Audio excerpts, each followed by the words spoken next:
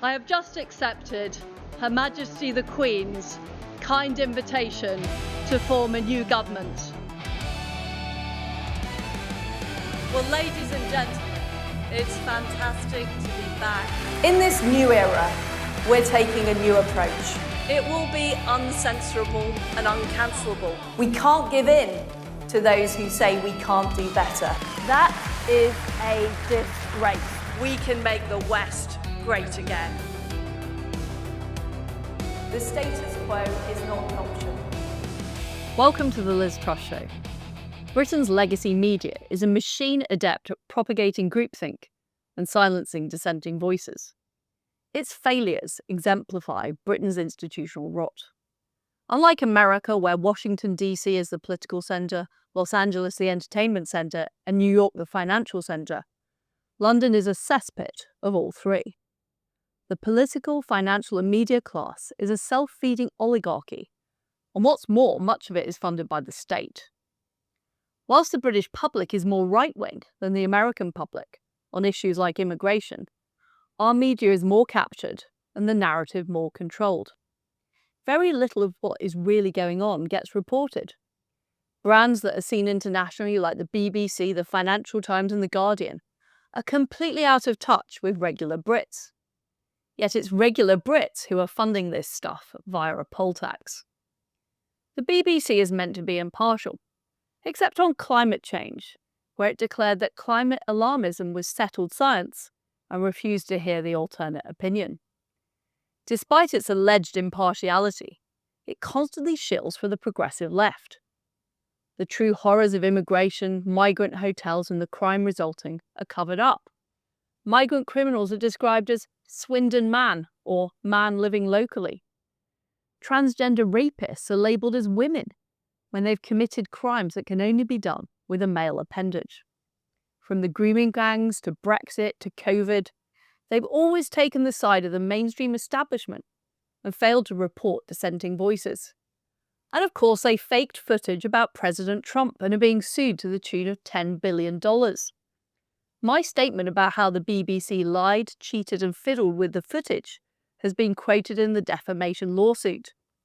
I'm happy to provide further evidence. I've got plenty of it. It's not just about the BBC. Even new upstart GB News is cowed by media regulator Ofcom into not having certain people or ideas on the channel. And so-called right-wing outlets show signs of woke infiltration. The Telegraph prints huge amounts of anti-Trump propaganda, and The Spectator is edited by Greta Thunberg-loving Kamala Harris-supporting Michael Gove. I saw myself how the media machine operated during my premiership. They claimed my policies that were tried and tested were outlandish. They only interviewed the Blob. And they tried to create a sense of crisis with minute-by-minute reporting. And despite every single economic indicator being worse under Rachel Reeves, they do nothing of the sort now. Even after the Bank of England admitted responsibility for what had happened in 2022, the British media refused to cover it. There was more reporting outside Britain than there was inside. The Wall Street Journal, who produced an in-depth documentary called The Prime Minister versus the Blob, opined that they found Britain's own media pathologically incurious and unserious. They're right. The political lobby report a pantomime version of politics, whilst failing to conduct any deep analysis about the sickness of our system. I don't blame these so-called journalists. They're simply sheep who follow the herd. The only bulwark against this is the independent media being propelled by Elon Musk's X. If Elon Musk hadn't bought Twitter, we'd be even more in serious trouble. And it's no surprise that the left has been trying very hard to kill X. Morgan McSweeney, Starmer's chief of staff, was one of the founding directors of the Centre for Countering Digital Hate, which targeted X. Earlier this year, following an intervention by Starmer, Ofcom are investigating X over grok bikini images. And now the government are proposing a social media ban on under-16s, which will no doubt seep into older age groups. It is absurd that through 14 years of Conservative government, we never took Ofcom or the BBC on. The BBC were allowed to carry on fleecing regular Brits for their hard-earned wages, whilst churning out endless propaganda. Today I talked to Mike Graham and Dan Wootton, who both, like me, got red-pilled by the system and have now started their own independent shows. Don't forget to subscribe to The Liz Truss Show if you haven't already. Please also subscribe on Spotify or Apple Podcasts, where as well as this show, there are the Liz Truss Show extras on Mondays and Wednesdays. Viva the counter-revolution. Now I'm joined by Dan Wootton, independent media expert and commentator and show presenter extraordinaire. Dan, fantastic to have you on the Liz Truss Show. Great to be here in the flesh. So Dan, you were part of the mainstream media. Yes. You were at the heart of the beast.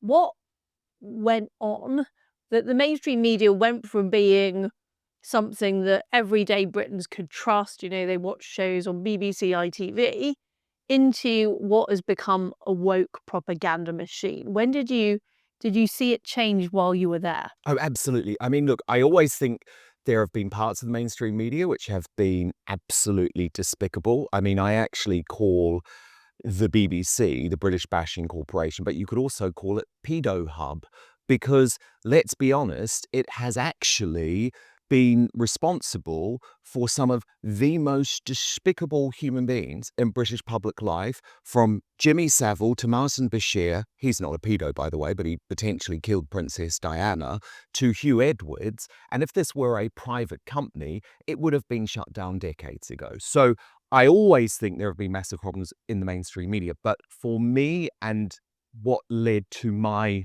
journey, for want of a better phrase, was 2016.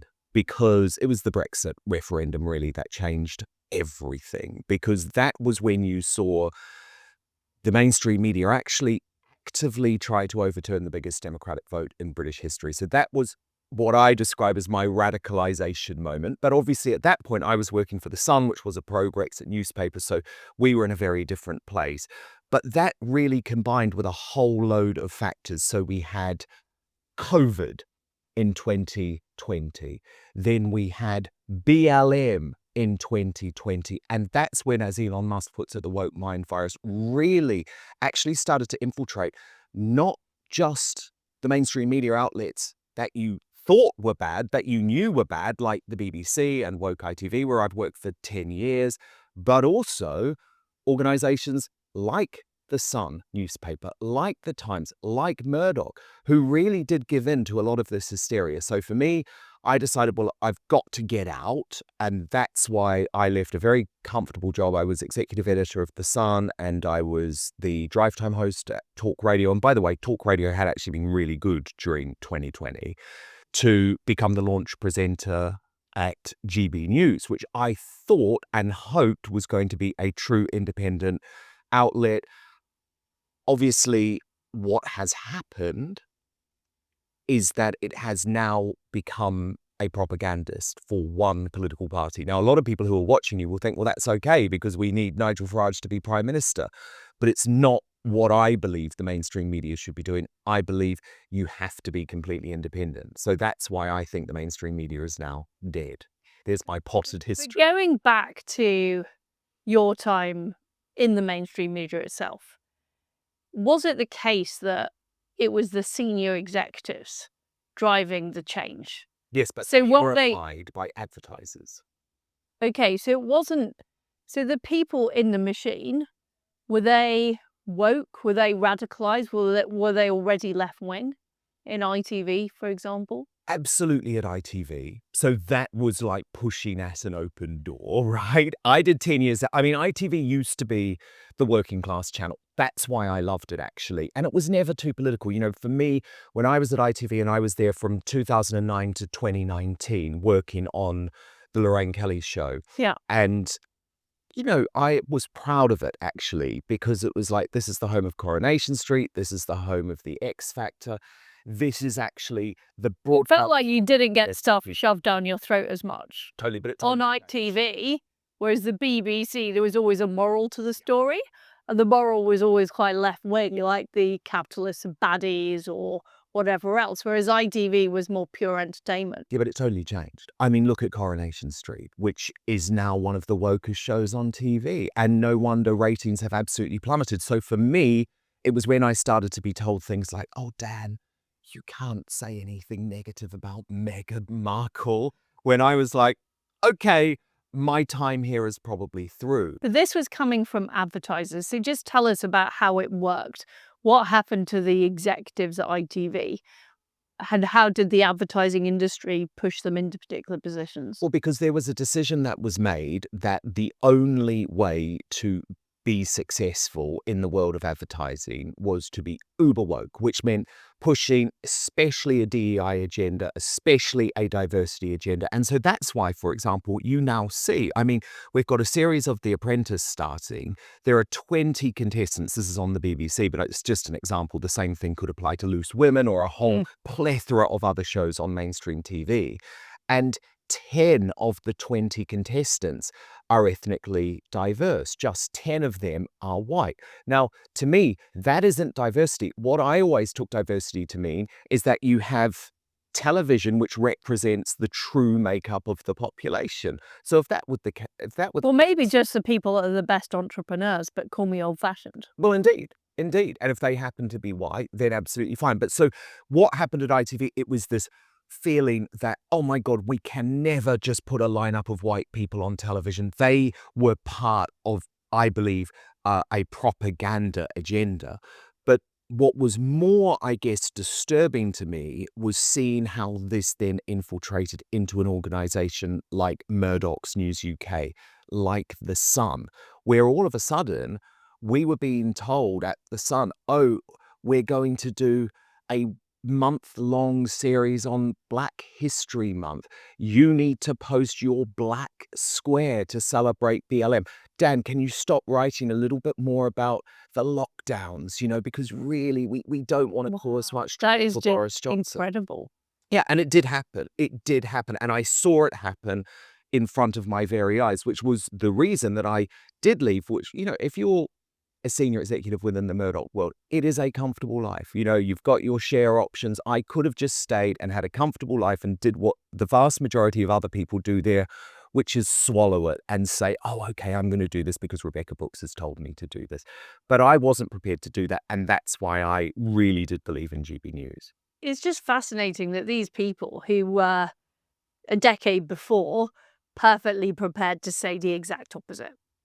They were anti-political correctness. They were, you know, if you look at the TV shows at the time, things like Little Britain, that would never be aired these days.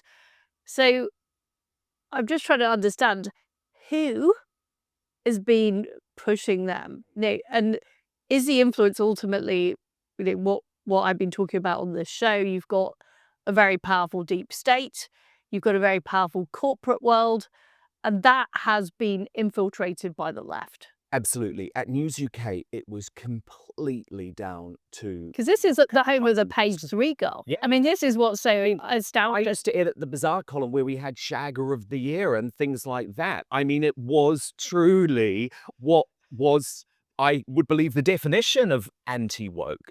But I do think there was a big difference between what happened at The Sun and what happened at ITV, for example. At ITV, these executives genuinely believed what they were doing. At The Sun, it was more a commercial reality because, trust me, the advertising agencies in London, which completely dominate, remember, they decide, do you get your money from Tesco this month? How much is being put into The Sun or how much is going to be put into the Mirror or a left-wing newspaper?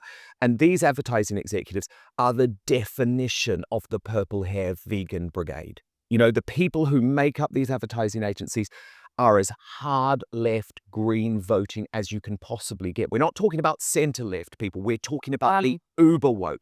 We're talking about the they, them pronoun email brigades. And they are the people who decide which advertising gets spent where. And so a company like News UK is effectively capitulating. We've seen all of these advertisers, though, like the famous Jaguar advertising that went well. How did that happen? Or Bud Light, all of these things, it's been an utter commercial failure because people don't want to buy these products. And do you think we're beginning to see a change. Absolutely not. I mean, what you have to realize is that GB News is still subjected to one of the biggest advertising boycotts of all time.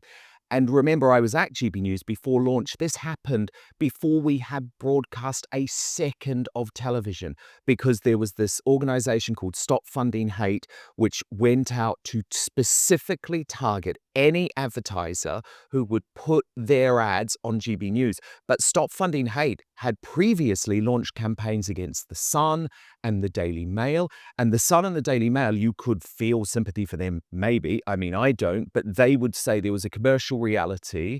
We had to change our coverage so that Stop Funding Hate would lay off us. Because what they were doing was every single day, literally compiling a list of anyone who would advertise in the Daily Mail or advertise on GB News, and then encouraging their very small but deliberately vile band of, I think now trolls, actually hard left trolls on the internet, to target these companies, to target these corporations. And it's incredible how weak these companies and corporations are, Liz. Like, honestly, they'll often freak out based on a handful of tweets or a selection of letters that are sent. And They're incredibly weak. And a lot of our corporations are now run by placement. You know, they're run by, and it's the same problem in politics. You've got the same kind of politicians who would just want to be cogs in the system. They're just prepared to take orders. And that's the way you get ahead in these organizations. It's the way you get ahead in the police. It's the way you get ahead in government as well. And anybody who does different is automatically targeted. So they don't rise to the top of corporations anymore. But they are winning, because what happened at GB News gave into this campaign too. So, for example, if you look at my exit from the channel, which was in regards to something that Lawrence Fox said during one of my live broadcasts, said he didn't want to shag a left-wing commentator. Remember, we're after the watershed and all of that. Carol Vorderman and the hard left led a write-in campaign to the Ofcommunists. This is the state broadcasting regulator here in the United Kingdom. And I think they received something like 8,000 or 9,000 complaints. But these weren't from people who were watching the show. This was a coordinated attempt to bring me down, to take me off air. Now, not only did GB News capitulate to that, but as a result of this advertising boycott, they have increasingly moved their coverage closer to the centre. They have taken off air a whole load of broadcasters who were sparking the left reaction. So I can name a few of them: Neil Oliver, Father Calvin Robinson, Lawrence Fox, Connor Tonneson. People like that on the true right of British politics are now no longer allowed on GB News. They were at the start, but this is partly because GB News wants the big advertisers. They want M&S, for example, to be an advertiser on their channel. And so as a result, they have had to water down the content. Now, the great thing about the independent media is we don't have to do that. True. There's no censorship on this show, Dan. Good. Unless anybody criticises the mini budget, of course. And then they get booted out of this room. completely crushed, but there's generally speaking, no censorship. So if you look at what's going on in America and Trump, and he has got the most almighty battle on now with the hard left, and you can see what's happening with these attacks on the ICE personnel trying to deport illegal immigrants. You have open revolts, and these lefties, they've been fighting in the institutions. They're literally now fighting on the streets. They're fighting through the law. They're fighting through advertising. Do you see in Trump's America the tide is starting to turn? And you're getting more private sector organizations who are actually prepared to stand up and say, we don't want to live in this woke hellhole.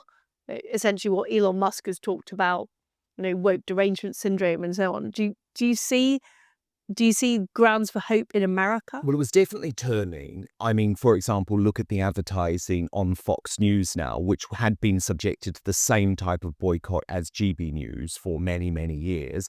And after the second Trump inauguration, all of a sudden, these big corporates were back advertising on Fox News, which of course they should be. It's the #1 cable channel in America, not even the #1 cable news channel, the #1 cable channel with a devoted audience.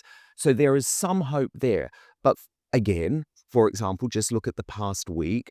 We have seen Fox News turn its editorial line against Trump when it comes to ICE, and now start actively lobbying the president to change his strategy when it came to ICE. Very similar thing happened in the United Kingdom over the past week, where there was almost a purity test to people on the right. I refuse to play this game, by the way, in regards to Trump's comments, which were taken to be about British troops. Now, they were actually never about British troops. He never labelled British troops. It was an international interview with Fox News. But because Prince Harry got involved and the mainstream media started to... All your favourite people. Yeah, all my favourite people, exactly. Mainstream media went mad. It was basically like, if you're on the right and you're not condemning Donald Trump, then you no longer support British troops. And I saw a lot of people on the right in British politics, including GB News presenters who claim that are pro-Trump, sort of march to the beat of the left's Trump. Oh, these comments are terrible. Trump's terrible. He's got to withdraw them. Now, I refuse to play that game, because what they want to do is weaken us all And they the also time. just want to constantly push. And once they won one argument, as far as they then push to the next thing. But it was a and this is scandal. literally He wasn't like, even speaking about British troops. but even if it wasn't confected, frankly, it is the tactic of the left to box the right in and to say this is not even acceptable to talk about. Yes. You know, we've seen this on things like immigration, grooming gangs. You're a racist if you even talk about this stuff. And this is, it's the story of the Conservative administration for 14 years, is constantly being pushed to say less and less, and things become unacceptable, and you're asked to condemn other people. All the time. Are you going to condemn this person? Are you condemn that person? And it puts people on the right on defense. All the And time. once you're on defense, you're losing. And that is basically the game of the legacy media. It is. It is what the mainstream media does. It's what the British Bashing Corporation does. It's what Sly News does. It's what Woke ITV does. And they work as a pack. And I'll give you two examples that involve both of us. So for me, it was in regards to this defenestration from GB News. Now, remember, I'd said nothing. I have not even personally made the comments. This was clearly a free speech issue, right? Do you want to have another presenter sacked from their job, lose their 30-year career in the mainstream media because they refuse to condemn what someone else has said? But you saw all of the mainstream right turn against me, give in to the pressure from the hard left. And this was a hard left campaign ran by Carol Vorderman and Ava Santina, and they all gave in, including, by the way, all of the woke wets at GB News, the likes of Tom Hardwood and those types of people. Then I note a more recent example involving you, which is that there is a absolute determined effort by the mainstream media to box Nigel Farage and Reform UK into a position where he is condemning you and ruling out Liz Truss either ever joining Reform UK or ever having anything to do with Reform UK. And I can see the battle going on behind the scenes, which is credit to him. Nigel doesn't want to play that game. He clearly respects you, and I believe that you are friends. But also at the same time, he should make sure that he's not giving in to these confected outrages that the mainstream media are trying to create based on absolutely nothing. My view is the only way our side of the argument can win, and these are, what do I mean by our side of the argument? People who believe in patriotism, who believe in free speech, who believe in our country, who want us to be successful, who don't like managed decline. The only way we can win is to create an alternative infrastructure and play by our rules, because we're never going to win in their infrastructure. And the way to defeat them is to freeze them out, is to not reply, is to not go on their shows. Unless, obviously, you're promoting a book like 10 Years to Save the West, in which case that's fair. Yeah. But, you don't give them oxygen. 100%. And yet again, I see right-wing politicians trying to play their game. Constantly. And it's really depressing to me. Maybe you should go into politics. No way. Absolutely not. Why? Because I actually really fundamentally believe, and actually I'm glad you've raised this. So Because now is the moment you are going to announce that you're going to be the Mayor of London candidate. I love. no. Hell no, no, no, no. I think it is so important that there is a separation. And what I am absolutely determined to do is be a true independent media creator in this country, leading that revolution, which we so desperately need. People have to trust that I will be honest about who I'm supporting, who I'm speaking to, who I'm voting for, which I always have been, by the way, even when I was on GB News, but that I am not controlled by a political party. And this really does matter, Liz. And that's great. And you're a patriot, and that's great. But I just think the whole myth of an impartial journalist, particularly in the world of X, where we can all access information, we can all access the truth. What we often want to do is listen to somebody, hear from somebody who we have a debate with or got a different view.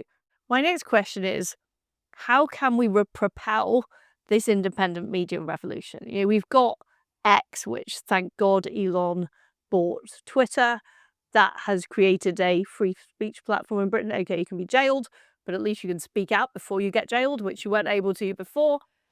We've got shows like yours. We've got shows like mine. How do we change the balance? Because many people still get their news, regrettably, from the legacy media. Absolutely. I mean, the first thing we have to do is really support each other in this independent space. And that doesn't mean agreeing with everything. So, for example, I will have lots of other independent commentators on my show who I don't necessarily agree with on all of their issues, but I think they're an important voice and we need to create our own ecosystem. They did this very successfully in the United States of America. You look at people from Megyn Kelly to Ben Shapiro to Tucker Carlson to Candy Sones, all independent, but would appear on each other's show, would back each other up, created an ecosystem where people actually realize there's a whole group of personalities here. We don't need to rely on the mainstream media for our news. That's the first thing. The second thing that we must do, and my God, I see the right falling into this trap and it makes me so angry, is fight regulation. So what the hell is Kemi Badenoch doing, agreeing with this plan to ban social media for under 16s? Let me tell you, that's not about banning social media for under 16s. People haven't realized this. Is she thick or does she not understand what's going on? I've seen what has happened in Australia with this rule. It's not about protecting children. There are lots of ways to protect children. It's about forcing age verification, digital IDs, and effectively controlling what people see on the internet. Because the moment that you introduce some type of ban on under 16s, what you're actually asking is everyone over 16 to have to identify themselves before they consume content on the internet. For independent shows like ours, that's very bad. You need a free ecosystem. So this bid by the right now to regulate the internet is utterly disgusting. Dan, let's continue the fight. Thank you very much for joining me on the show. Thank you, It's been Liz. great. Great to be here.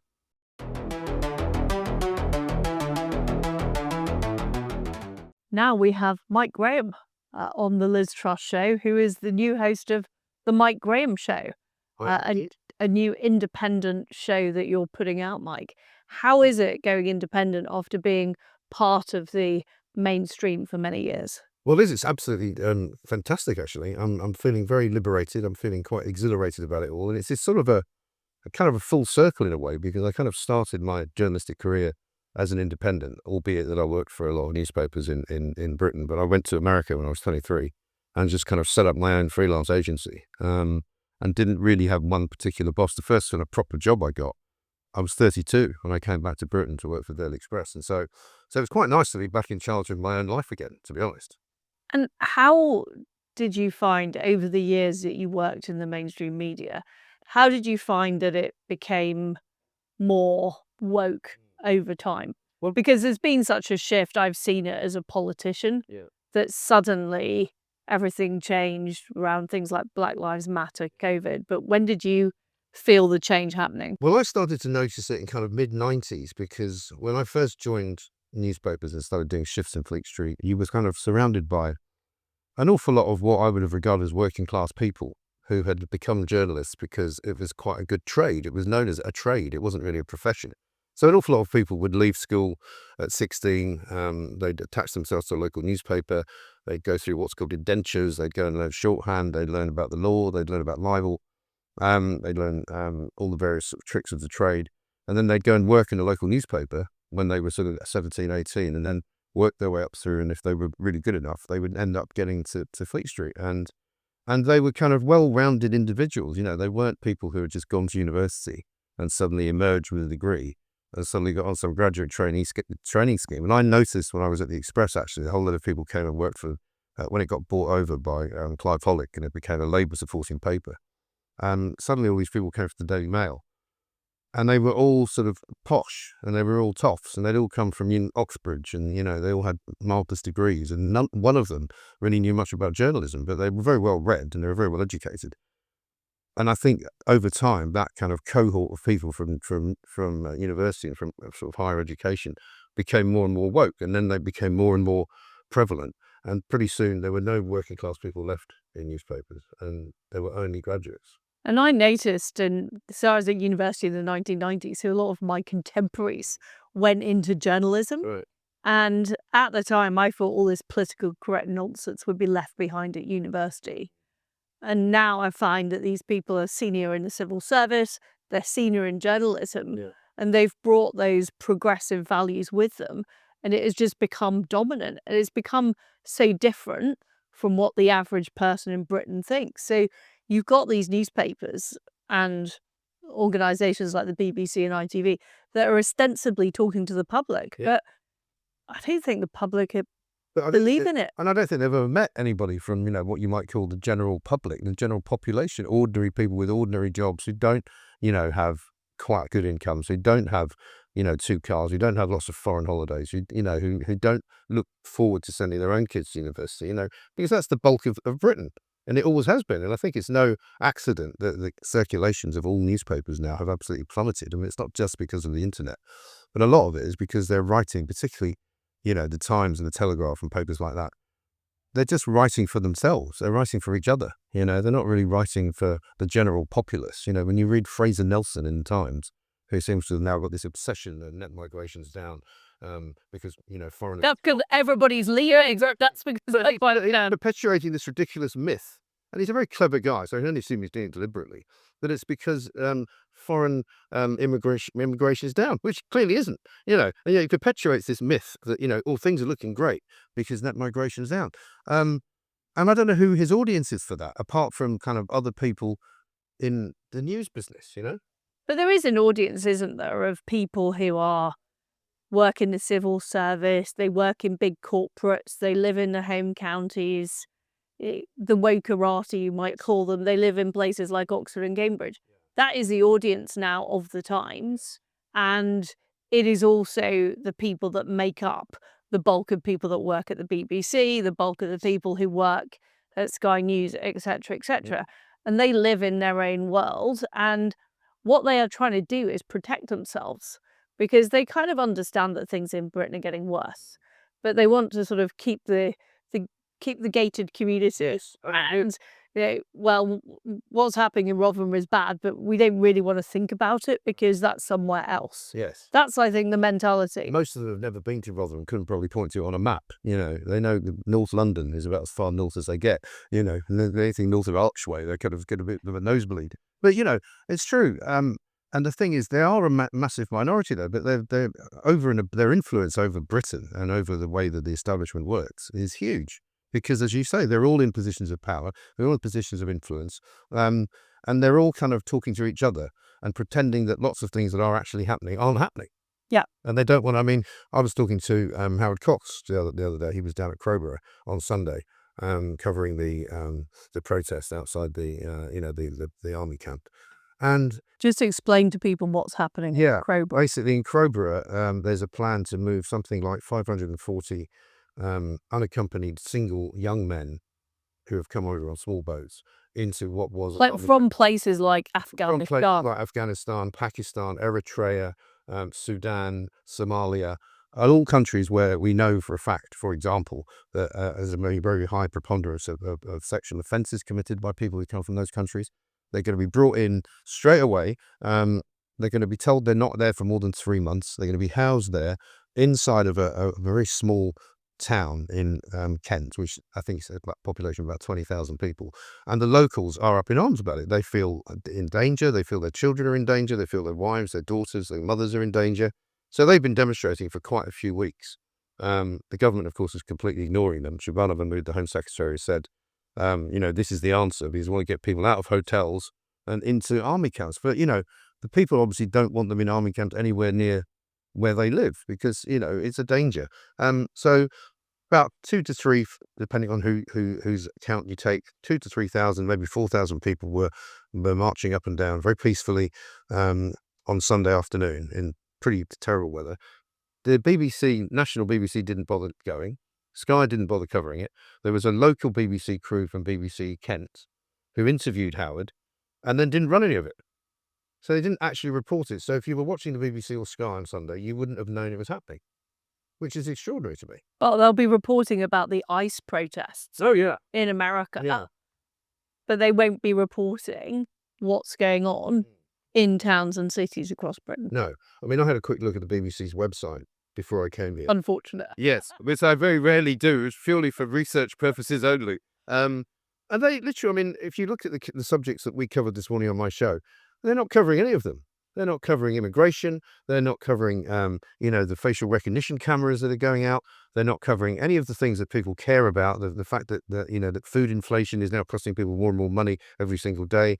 They're just not interested in crime. They're not interested in the story of the latest Pakistani asylum seeker, illegal migrant who's been sent to jail for rape up in Ashfield, which is, I think, Lee Anson's constituency. That all happened yesterday. Not a word on that. And it's like they must be willfully leaving it out. That's the only explanation, isn't it?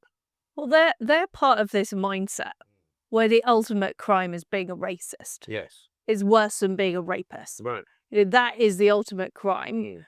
And if the BBC or ITV do anything that could possibly be construed by the biggest lefty as racist, then that is terrible. Yeah. And that's the lens at which they look through everything. Absolutely. And it's got to a stage now where it's distorted the news agenda to a huge extent.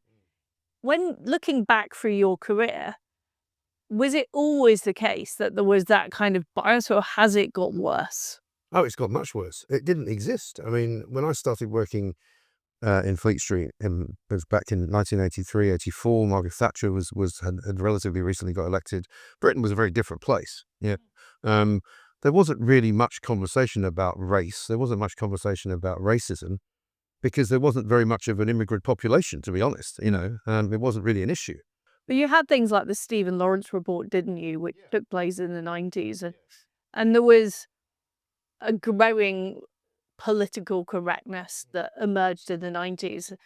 And when you talk about these graduates, entering the media, it's really an ideological takeover, isn't it, of the media? Oh, yeah, totally. And we've seen the same kind of trend in America with things like Black Lives Matter, the way that COVID was treated, et cetera, et cetera. So this sort of wokeification of our institutions is something that's happened in both of our countries. Yeah. And the whole DEI movement, which never existed even in the 90s, as far as I can remember, has completely poisoned the well of everything, really, because you've now got these, I mean, funnily enough, going back to just newspapers, and I was working at News UK, the Sunday Times basically made no secret of the fact that they wanted to model themselves on the New York Times, because everyone who reads the New York Times, everybody knows is really, really nice, and they're really, really kind, and they only think good things about people, and everyone on the right wing is just horrible and nasty and ghastly. And so they actually had a marketing strategy which said, we want people to be proud to carry a tote bag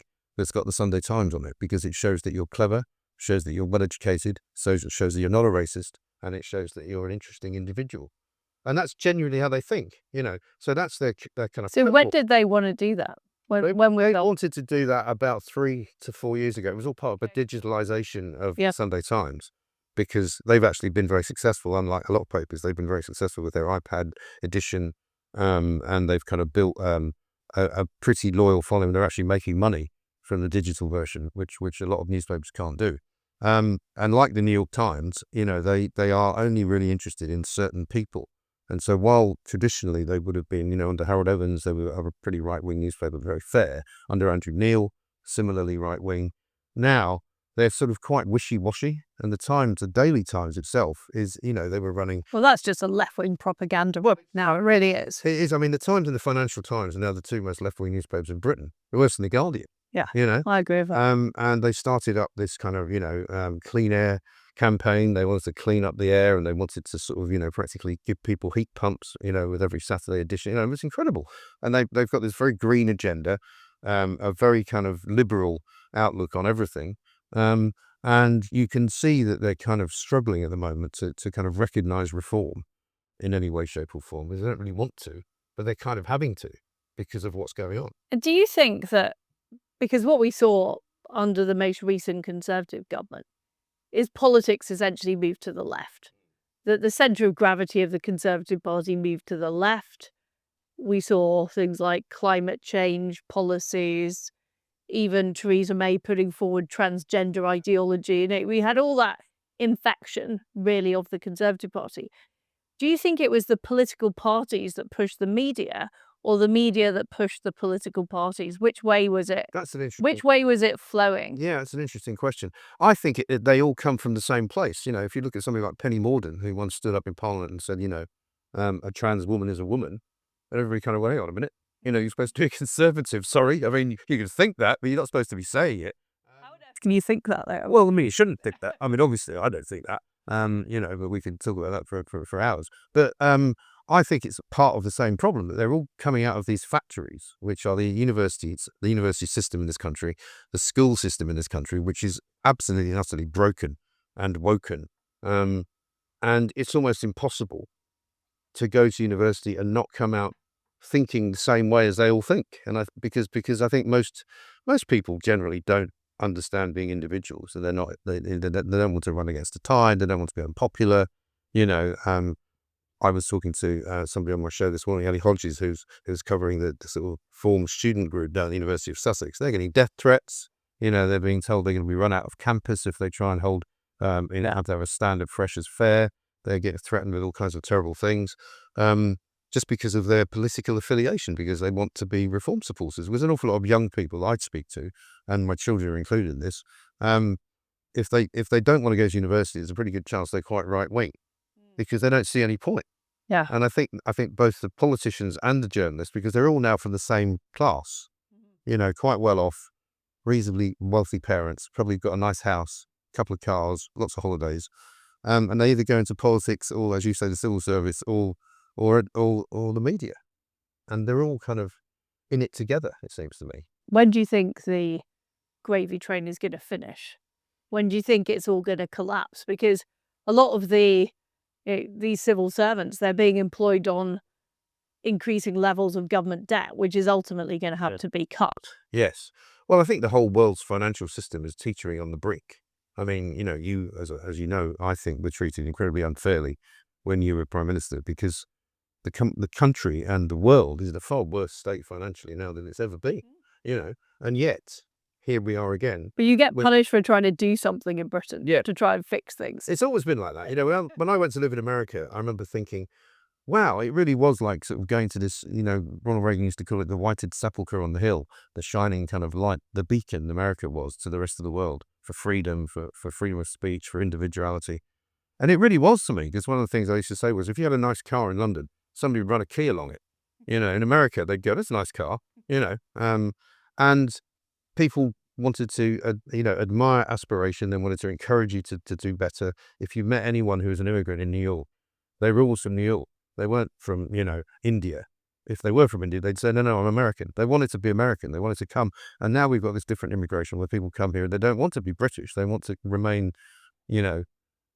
who they were when they were living in a different country. I mean, I still speak to people sometimes here now who say, who've originally come from, say, India, and they go, oh, I'm going home for Christmas. And they go, what do you mean you're going home? You live here.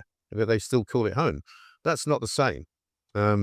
So I think we are teetering on the brink of a financial disaster. I mean, I've been saying pretty much ever since Keir Starmer got in August 24th, that one, he's not going to last, and two, there will be some kind of calamitous. Well, he seems to be lasting He does. to some extent. He does. In a sort of zombie-like state. It is incredible, isn't it? And now he's off to China, as if that's going to help, right? With a begging bowl. With a begging bowl, and Rachel Reeves. No, she's not going. She The latest update is she's not going. Oh, is she? Oh, that's good. Well, then maybe she can. Well, I was hoping they might keep her and ruin their own economy.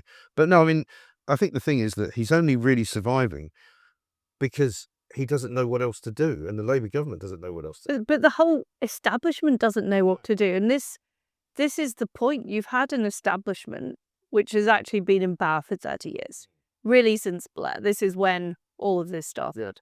They believe in Keynesian economics, tax and spend, net zero, DEI, mass migration. Yeah. And this economic model has been tried. It's been backed really by a media sort of, promoting Sort of supplement. supplicant media, but they've been sort of backing these ideas and essentially cancelling people who don't agree with it. Hence your point about reform, but also what happened over the mini budget.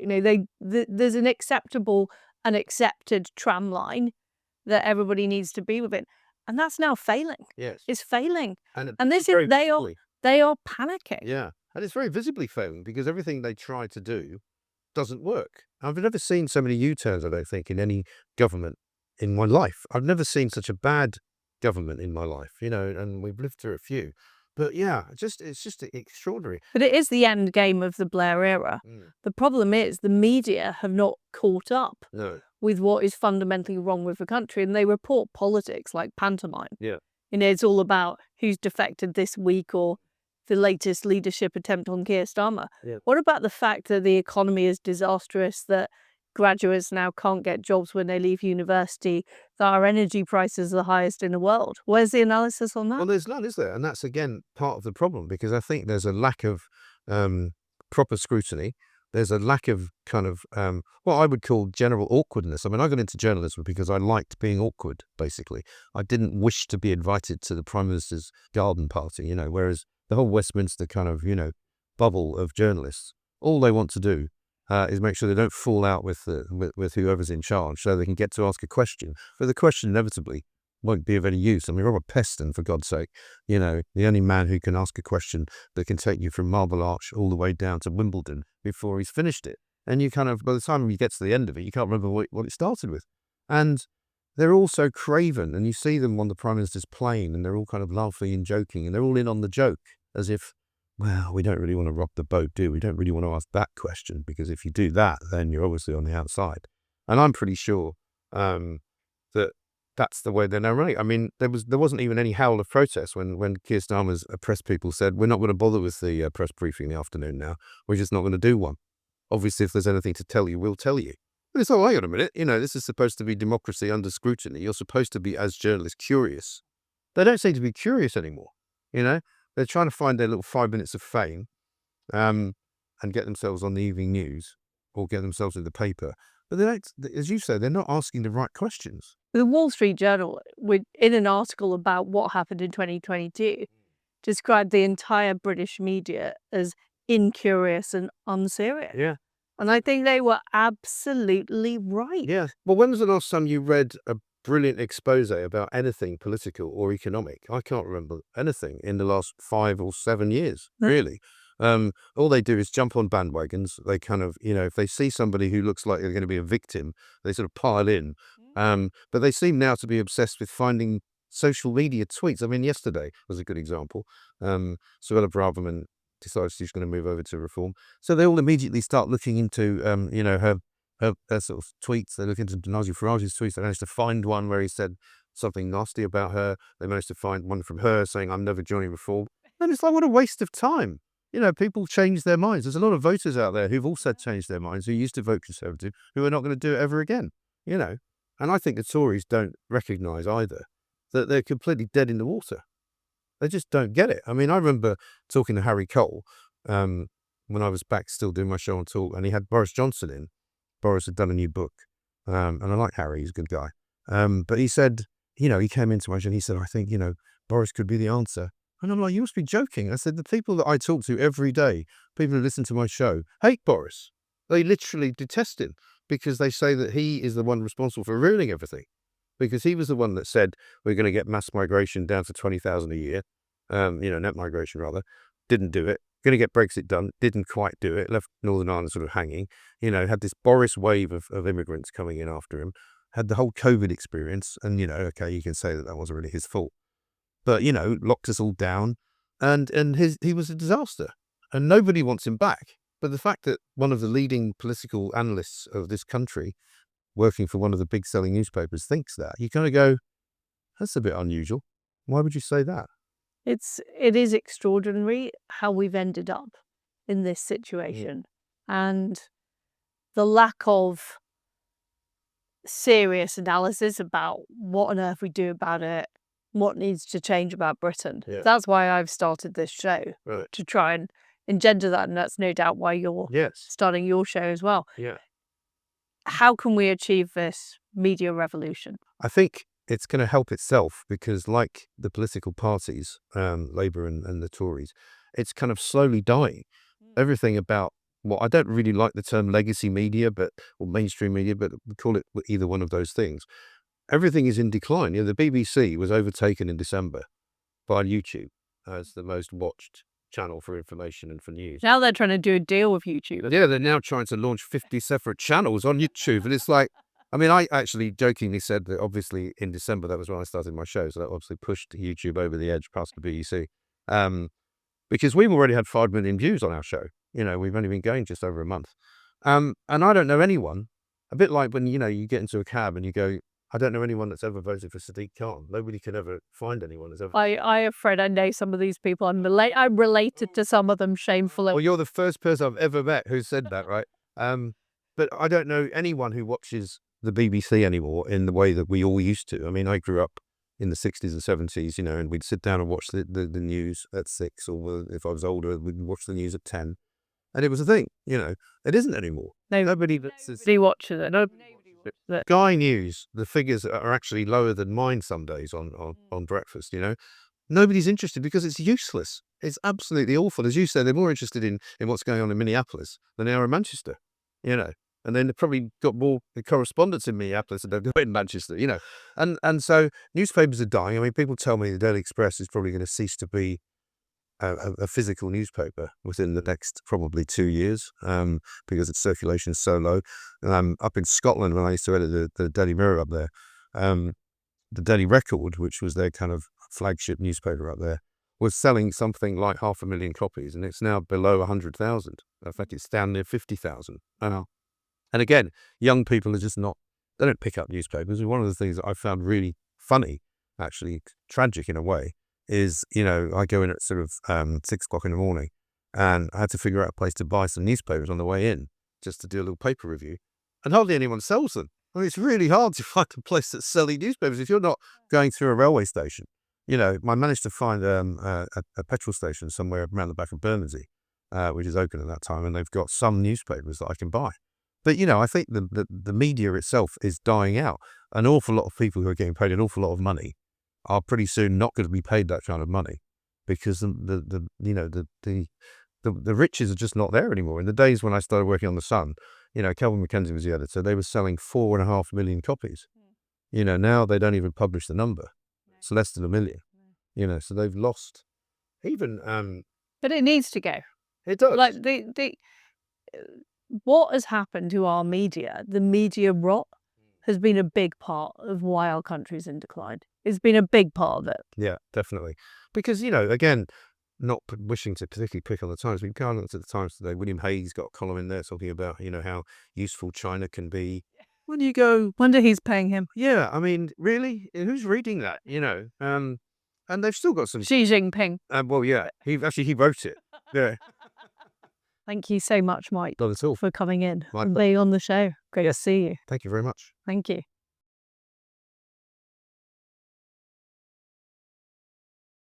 So we're going to get a few comments and suggestions from the audience of the Liz Truss Show. Thanks for watching the show so far. Some of the comments have had to be cut out because they're a bit X-rated. But Kane, can you tell us some of the cleaner comments we've had in? Yes, I can. T-Biker Cat000 on YouTube has asked, how much longer do we have to put up with this government? Shocking treatment of Eva. There is no free speech in this country. I'm afraid we're stuck with this government until 2029. They're not going to go. Labour MPs are not turkeys going to vote for Christmas. Keir Starmer, I don't even think he'll be removed because these Labour MPs are pretty wet. They haven't been able to get their favoured candidate in the by-election. Unlikely, in my view, even there'll be a leadership challenge. But in the meantime, we need to be preparing. We need to be getting the plans together, not just to overthrow the Labour Party, but also the mainstream media, the deep state, all of the things that is holding this country back. And that's what the Liz Truss Show is all about. It's about pulling those people together so that we have a plan. Indeed. And at Billy Boy Blythe on YouTube, this is a good one. Liz, I think you should do the ultimate interview with Tony Blair. Well, that is an interesting suggestion. As you know, he does feature in my show with the new Labour New Danger poster. And so it proved. I think more than anybody, he's the architect of everything that's wrong with Britain. So Tony, if you are watching the Liz Truss Show, you're welcome to come on, be my guest. But it won't be an easy interview. We will not fix Britain without the restoration of a truth-telling media. That's going to take action by patriots across the country. Encourage your friends and family to join X and switch to independent media and away from the legacy channels. Too many politicians were and are still trying to follow the mainstream narrative, appearing on shows like Good Morning Britain or the Today programme or doing interviews with The Times. These organisations maintain a vestige of impartiality by having Conservatives in name only sit on their boards or appear on their programmes. All these so-called Conservatives are doing is keeping the Leviathan alive. We should learn from Trump, who set up his own media operation, appeared on independent media, and shunned CNN. We have to build off our own infrastructure and cut off theirs. The more politicians and activists appear on alternative shows, it helps build up a system that is not controlled by the wokerati. The legacy media is dying, but let's help it on its way. Please subscribe to the Liz Truss Show if you aren't already. Please also subscribe to Spotify or Apple Podcasts, where as well as this show, there are the Liz Truss Show extras on Mondays and Wednesdays.